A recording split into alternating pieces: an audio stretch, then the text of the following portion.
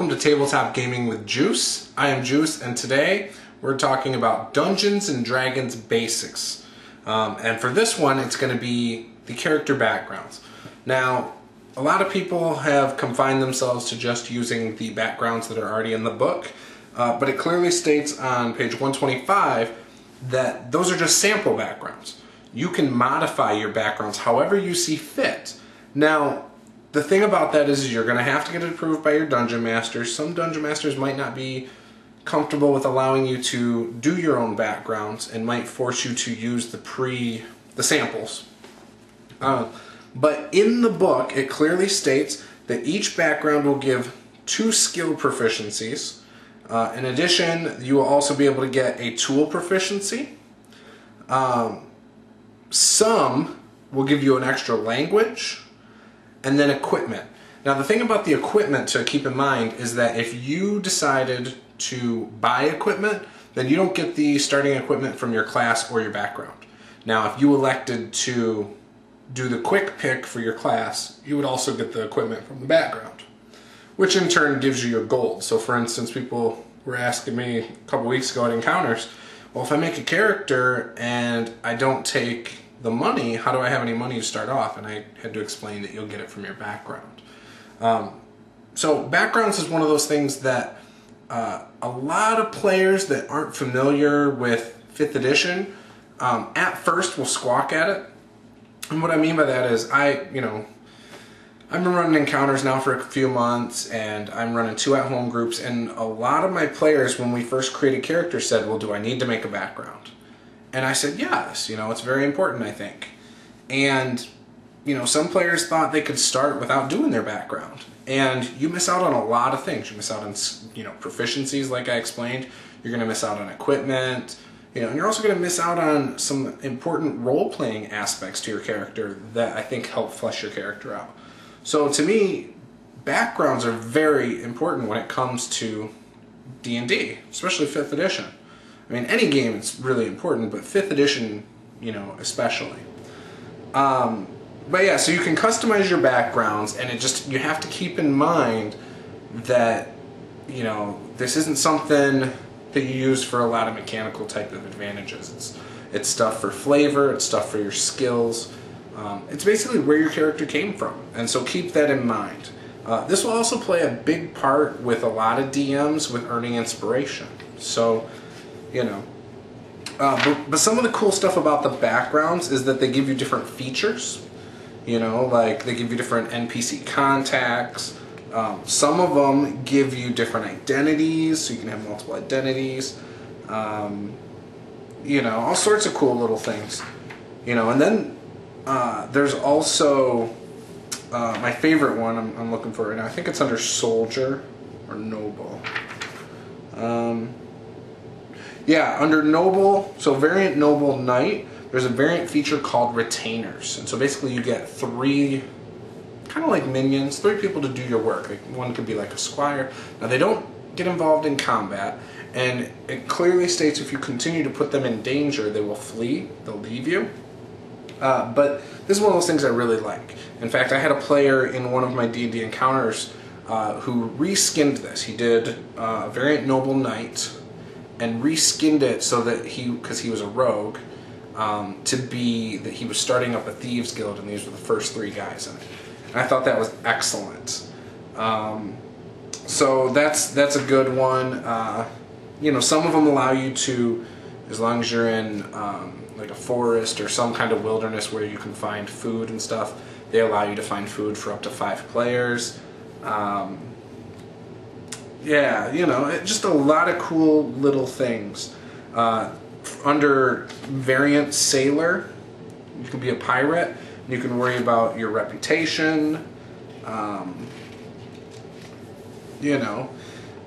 It's just really cool. And I think another thing with backgrounds is that they can help flesh out your character without multi-classing. And what I mean by that is I have a sorcerer in one of my campaigns, and in the group there's nobody who's a rogue or anything like that, and they were considering, before we had made characters, people were considering switching their classes just so they could fill certain party roles. And I told them, play the characters you guys want, you know. Well, one of the characters thought it would be cool after looking at the backgrounds to play an urchin sorcerer. And because she's an urchin, there's certain skills that she gets because of that that will help her, you know, pick locks and things like that. She'll never be as good as a rogue thief at those things. But she now has an extra dimension to her character because of her background. Something also that's really important about your background is the skills it gives you. If those skills overlap with something you got from your class and you've already selected, you can pick any skill you want. So you don't have to, you know, say, oh, go back to my class and pick a skill based on that. No, you can pick any skill. As long, if it was, for instance, say athletics was under your class and then under your background. You took it for class. When you get to your background, you've already got it, so you don't get it. You can pick any skill. You could pick perception, whatever, you know. So me personally, I think it's important to tell your players to pick a skill that they think represents their character, not from a mechanical standpoint, but more from a background standpoint, though. That's kind of what I request, you know, and sometimes they probably are stretching a bit, but whatever, I'm letting them play what they want. The other thing is, in the book, it words it a little funny, but it says you can pick anything from the same category. Well, what it means is if it was a skill that overlaps, then you have to pick a skill. If it was a tool that overlaps, like maybe with your background, or I mean your race, for example, like you're a dwarf and you have brewing tools and somehow you get brewing tools from this. If there's an overlap, you can then choose something else, but it has to be from the same category. So if it's a skill that's doubled up, you pick a new skill. If it's a tool that's doubled up, pick a new tool. I think that pretty much covers backgrounds. I've seen a lot of people make their own online. You've seen them on blogs. You know, it's a very simple thing to tweak to make it fit your character. You know, with all the different professions that you can come up with and just all sorts of backgrounds, it's not a hard thing to tweak. So just keep in mind you get 2 skill proficiencies, a potential language or a potential toolkit. You also get equipment. Remember, don't overdo that, but make sure that it makes sense. You'll get a couple gold, between 5 and 10 gold. So yeah, and sometimes you get different features, or you always get a feature, but it's up to you to decide what feature you would want. For instance, whether it's you want to be like a survivalist, so you can find food in the forest or in a desert or whatever, or maybe you want the 3 minions, or you want some contacts that are in the guild, like the Thieves Guild, or some contacts that are that are noble, you know, all sorts of things. So that's all the stuff to keep in mind if you want to customize your background. Otherwise, if you're not comfortable with that, just pick one. It's not too hard to pick a sample one and, you know, tweak the different options that they give you for your bonds and your flaws. So with that, I'm going to end that right here, but that's been D&D Basics. I do plan on doing this again in the future. I know I got away from it for a bit. I think I'm going to start going into a little bit more advanced things that are more class specific.